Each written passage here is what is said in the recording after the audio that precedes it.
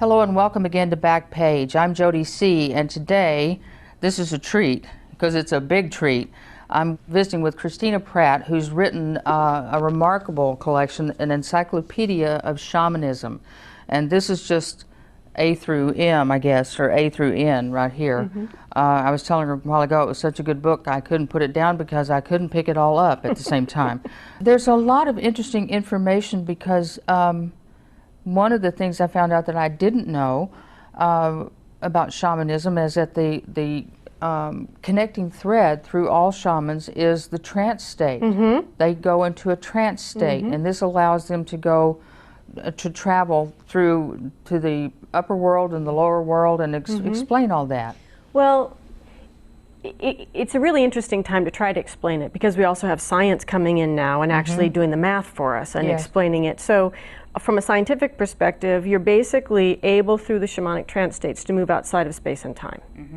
Okay, because here in ordinary reality, we're in a nice, well, assuming we're functioning well, we're in a space-time grid and we're pretty locked in. Right. But the shamanic trance states are designed to move us out of that and to see the invisible world that's around us all the time. And it's usually referred to as the spirit world, which is one of the problems, because then we think we're just walking around with ghosts, and that's not really the case.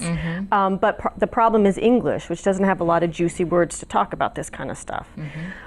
So one way to think of it is every human is physical, emotional, mental, and spiritual, which means 3/4 of who we are is invisible. Emotional, mental, and spiritual is essentially invisible to us, but clearly it affects us constantly. And so you can look at the invisible world as just that aspect of what's going on if you're not inclined to get more dramatic about it. But from a shamanic perspective, everything has invisible dimensions: trees, rocks, animals, birds, weather, spirits of the land, or energies of the land. And so what, from a shamanic perspective, we're not only accessing the human realms that are invisible, but how that interfaces with everything having these invisible dimensions. And I mean just invisible to our normal 5 senses. Right. And so one way to think of shamanic trance states is they're a way to enhance our natural senses that are beyond the 5 senses. I mean, we're all intuitive. We talk about how mothers have this extrasensory perception for their kids. Or and I just had a gut feeling. Exactly, or deja vu, or whatever. I mean, we all have that. And so the shamanic trance states are really designed to hook into what all humans have naturally and enhance them and develop the capacity to use them on purpose.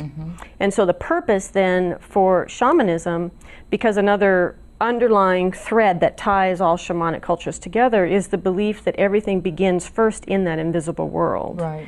And then it manifests in reality. Thank you very much. Thank you.